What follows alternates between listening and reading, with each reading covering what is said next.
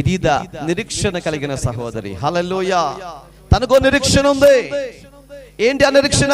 నా భర్త దేవునికి వ్యతిరేకంగా బ్రతికినా, దేవునికి దుఃఖాన్ని కలిగించిన, దేవతా స్తంభములు కట్టించిన, దేవునికి భారమైన జీవితాన్ని జీవించిన, ఇదిగో దేవుడిచ్చినటువంటి కుమారుణ్ణి దేవుని సన్నిధిలో పెంచుతాను, ఇతడు అలా బ్రతకడు, ఇతడు దేవునికి ఇష్టమైన పరిపాలన చేస్తాడని తనకు నిరీక్షణ ఉన్నది. హల్లెలూయా. రోజు నీకు నాకు మనందరికి ఏముండాలి తెలుసండి? ఓ నిరీక్షణ ఉండాలి. ఎవరిని బట్టి? మనం ఆరాధిస్తున్న దేవుని బట్టి నిరీక్షణ ఉండాలి ప్రియులారా. అబ్రహాం అనే ఒక వ్యక్తి ఉన్నాడు. ఆయనకు నిరీక్షణ లేనప్పుడు నిరీక్షణకర్త అయిన దేవుని మీద నిరీక్షణ ఉంచాడంట. ఆయనకి ఏమి లేదండి. అప్పుడు ప్రారంభంలో నిరీక్షణ లేదు, ఆయనకి ఏ ఆధారం లేదు. ఆధారం లేనటువంటి సందర్భంలో దేవుని పైన నిరీక్షణ ఉంచాడు.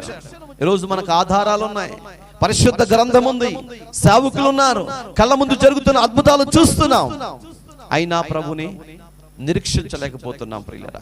కానీ ఈవిడైతే, ఎదీదైతే నిరీక్షణతో దేవుని సన్నిధిలో ఎంత నిరీక్షణ కలిగి ఉన్నట్లుగా మనం చూడగలుగుతున్నాం.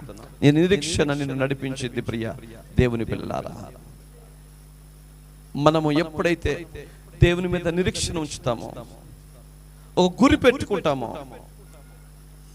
ఆ గురిలో నుంచి దేవుడు ఎప్పటికీ బయటకు తీసుకురాడు ప్రియులారా. చాలా మంది పెద్దవాళ్ళు అంటుంటారు, భూమిని నమ్ముకున్న వాడికి భూమి అంటే అన్యాయం చేయదంట. భూమిని నమ్ముకుని పంట చేస్తూ ఉంటారు. చూడండి, జాబ్ చేసేవాళ్ళు, సాఫ్ట్వేర్ చేసేవాళ్ళు ఈ జాబ్ కాకపోతే ఇంకో జాబ్ ఎంచుకుంటారు, ఈ ఊరు కాకపోతే ఇంకొక ఊరు వెళ్తారు, ఎక్కడెక్కడికో వెళ్ళిపోయి జాబులు చేసుకుంటూ ఉంటారండి. బిజినెస్ చేసేవాడు ఈ బిజినెస్ కాకపోతే కూరగాయలు అమ్మేవాడు కూరగాయలు కాకపోతే బీరకాయలు అమ్ముతాడు, బీరకాయలు కాకపోతే జాంకాయలు అమ్ముతాడు, జాంకాయలు కాకపోతే ఫ్రూట్స్ అమ్ముతాడు, ఏ ఒకటి అమ్ముకుంటా బ్రతుకుతాడు. కానీ వ్యవసాయం చేసేటువంటి రైతు తను పుట్టింది మొదలుకొని చచ్చిపోయేంత వరకు వ్యవసాయాన్ని నమ్ముకుని ఉంటాడు. కానీ మరొక పంట జోలికి పోడు, మరొక వ్యాపారం జోలికి పోడు. ప్రారంభం నుంచి భూమిని నమ్ముకుని ఉన్నాడు కాబట్టి ఆ భూమినే నమ్ముకుంటూ బ్రతుకుతాడు. అది పంట పండినా పంటకు పోయినా, ఈ సంవత్సరం కాకపోతే మరొక సంవత్సరమైనా ఈ పంట నాకు వస్తుంది, నా రుణ బాధలు తీర్చుకుంటాను, నేను నా కుటుంబం హ్యాపీగా బ్రతుకుతాం అనుకుంటారు. వ్యాపారం చేసేవాడు ఏం చేస్తాడు తెలుసండి? కోట్లు లాభం రావాలి అని కోరుకుంటాడు.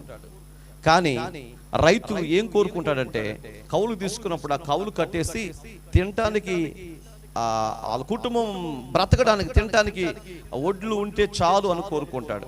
అంతేకాని పొలం వేయాలి, దాని మీద డబ్బులు రావాలి, ఆ డబ్బులు తీసుకెళ్ళి ఇంకేదేదో చేయాలని ఎప్పుడు రైతు కోరుకోడు ప్రియులారా. దేవునికి మహిమ కలుగును గాక. హల్లెలూయా, హల్లెలూయా. రైతుకో నిరీక్షణ ఉన్నది, నేను నమ్మిన భూమి ఏ రోజు నన్ను అన్యాయం చేయదు అని. అందుకనే రైతు ఎప్పటికి కూడా రైతులాగానే అలా హ్యాపీగా ఉండిపోతాడండి. ఉద్యోగం చేసే వాడికి ప్రతిరోజు టెన్షనే, ప్రతిరోజు పరుగులు తీయటమే, పరిగెత్తుకుంటే వెళ్ళాలి, జాబ్ చేయాలి, మళ్ళీ పరిగెత్తుకుంటే ఇంటికి రావాలి.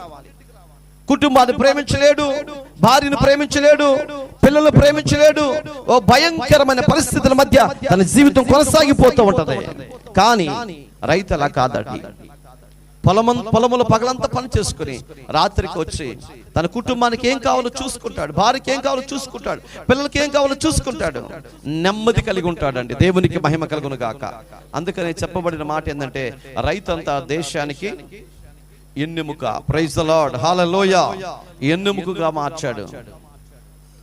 ఈరోజు వాక్యం ఉంటున్నటువంటి వారులారా, నిరీక్షణకర్త అయినటువంటి దేవుని నమ్మితే ఆ నిరీక్షణకర్త అయినటువంటి దేవుడు ఎప్పటికీ నిన్ను అన్యాయం చేసేవాడు కాదండి. ఎదీదా దేవుని నిరీక్షణ కలిగిన వ్యక్తిగా కనబడుతుంది.